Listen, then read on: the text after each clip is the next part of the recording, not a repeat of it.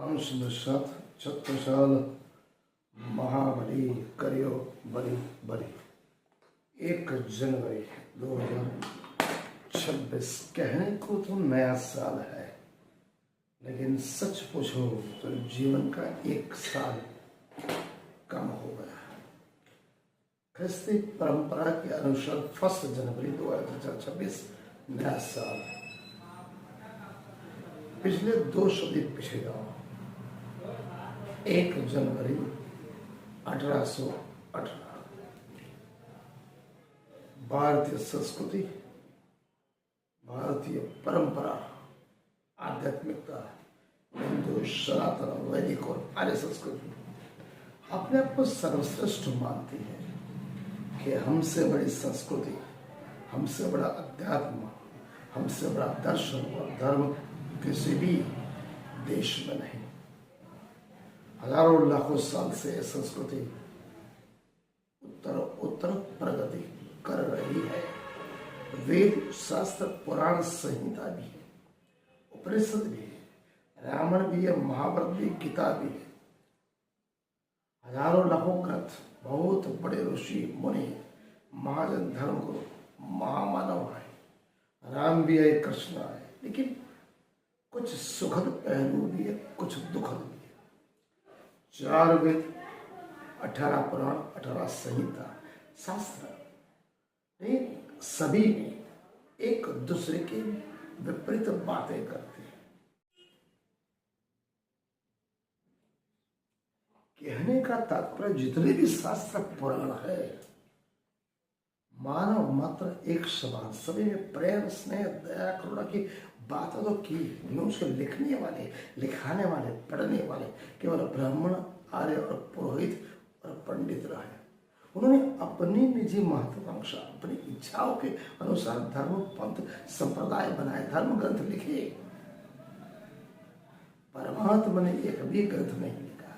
परमात्मा के सब कुछ एक समान है, चाहे वो किसी भी धर्म का, हिंदू का हो, मुस्लिम का हो, क्रिस्त का हो, ईसाई का हो। समय समय पर महामानव इस धराधाम पे आए, इस ब्रह्मांड में अलग अलग देश, काल, परिस्थिति के हिसाब से उन्होंने धर्म, पंथ, संप्रदाय बनाए। सभी में प्रेम, स्नेह, दया, करुणा है। लेकिन ये जो आर्य है, ब्राह्मण है, पुरोहित है, पंडित है, वो यूरेशिया से आए आज से 1500 साल पहले। उसके बाद 700 साल तक मौर्य आ रहे। दोनों में एक साथ कॉमन बात है, दोनों के लिए नारी नर्क की गाली। ब्राह्मण, पुरोहित, पंडित, आर्य के लिए नारी नर्क की गाली। इसलिए तुलसीदास बोला है, ढोर, गवार, पशु और नारी सब नर्क के अधिकारी।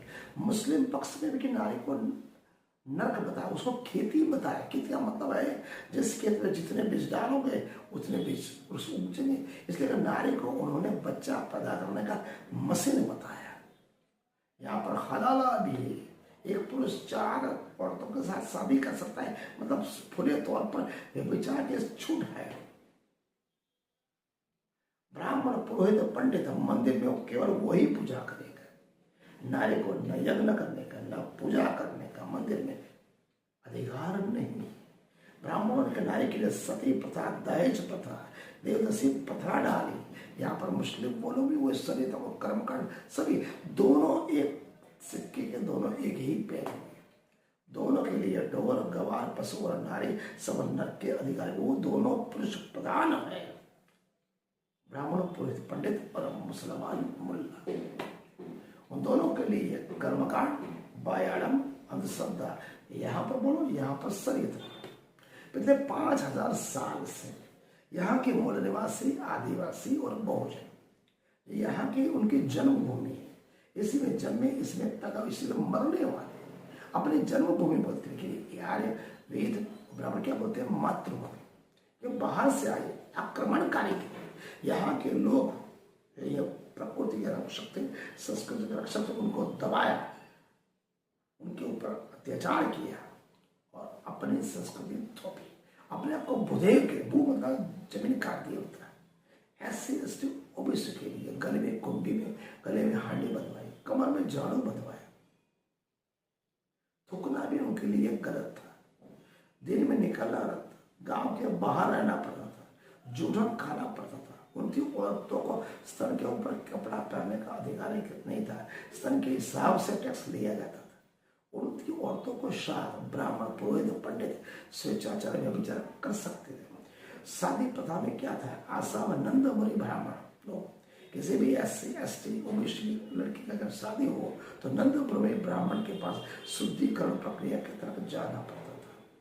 देवदासी प्रथा का मतलब है उस लड़की के साथ प्रभु की शादी करा के विचार करना और जीवन पर उससे जो बच्चे पैदा उसको बोलना। हरिजन कहने का मतलब वो गुलाम उनके बनाते थे। कहने का तात्पर्य खुद की आनंद, उल्लास, खुशी, निजी महत्वाकांक्षा और इच्छाओं के बलबूते पर ब्राह्मणों ने यहाँ धर्म, पद और संप्रदाय के नाम पर जैसे भारत भूमि के SC ST ओबीसी तो मूल निवासी बहुजन रहे, आदिवासी को ऊपर धर्म, पद और संप्रदाय के नाम पर कर्मकांड, बाह्य आडंबर, अंधश्रद्धा थोपी। ऐसी थोपी के जीवन पर बिना कुछ काम धंधा किए मंदिरों को कमाने का एक जरिया बनाया। कुछ भी काम बना, मत का खाओ और मस्त रहो और हमको भगवान मानो, और यहाँ के बोले बड़े लोग उनको मानने लगे। लेकिन जब 5000 साल तक जघन्य अत्याचार, अनाचार हुआ, वो शिक्षा में हुआ, स्वास्थ्य में हुआ। द्रोण के काल से वो सम्मुख ऋषि राम ने उसका वध किया बिना कुछ जाने पहचाने। महाभारत काल में द्रोण ने एकलव्य का अंगूठा काटा। वही परंपरा महारव के साथ हुई।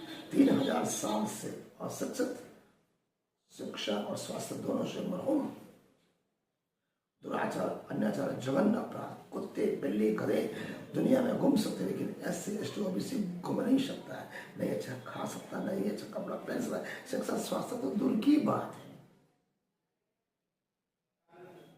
तो क्या करो? तो इसलिए 1 जनवरी 1818 का युद्ध याद रहता है। ब्राह्मणों को, पेशवा ब्राह्मणों 28,000 पेशवा सैनिकों को केवल 500 महार सैनिकों ने मार डाला, काट डाला।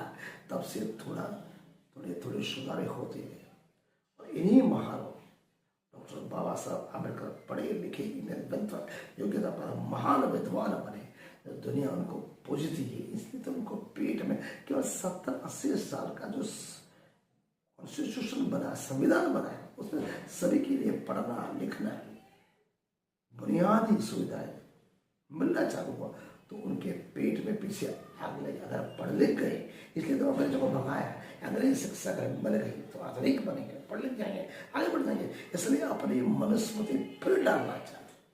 मनुस्मृति लिखने वाला, चाहे वो पुराण हो, संहिता हो, शास्त्र हो, वेद हो, लिखने वाले सब अनगढ़ पंडित थे। भगवान ने कुछ भी नहीं लिखा, परमात्मा ने कुछ नहीं लिखा, सभी एक समान है। कोई भी धर्म, पंथ, संप्रदाय पालो, न स्वर्ग मिलने वाला, न नरक मिलने वाला। स्वयं की लड़ाई स्वयं लड़नी है, न राम बचाने आने वाला, न कृष्ण बचाने। इसलिए संस्कृत को पढ़ो, अंग्रेजी पढ़ो, दुनिया में समग्र दुनिया तुम्हारी है। क्या मानने ऐसा जरूरत नहीं है भारत में रहना, कहीं भी दुनिया में जाओ, सभी दुनिया तुम्हारी है। अगर आप परमात्मा को, परमात्मा आपके परमात्मा के लिए केवल प्रेम ही परमात्मा, परमात्मा जो धर्म, पंथ और संप्रदाय आपको नीच समझे, कुत्ते, बिल्ली, गधे से भी निम्न कक्षा का समझे, उस धर्म, पंथ, संप्रदाय को छोड़ दो। मंदिर में जाना बंद करो। अंत में वो ब्राह्मण मंदिर पर ताला मारेगा, बोलेगा मंदिर में भगवान की मूर्ति नहीं, पत्थर है। उसको चंदा देना बंद करो, पाँव पड़ना बंद करो। क्यों मान सकना? अपने स्वयं के माँ बाप ही आपके भगवान है। कोई भगवान ऊपर से उतरा नहीं आने वाला है। मेरा विषय थोड़ा कड़वा है। 1 जनवरी 1858 महान योद्धा, महान क्रांति समग्र विश्व, जिसकी बदौलत आप दुनिया में SC ST OBC दुनिया में जी सकते हैं, पढ़ लिख सकते हैं। आगे इसे पढ़ो, लिखो और आगे बढ़ो। डॉक्टर बाबा साहब अम्बेडकर का जो सूत्र है, पढ़िए लिखिए, आगे बढ़े, शिक्षक बनो, संगठित बनो और संघर्ष बनो। अपने भाई बंधु के साथ प्यास रहो, प्रेम से। आज का अध्याय हम यहाँ पूर्ण करते हैं।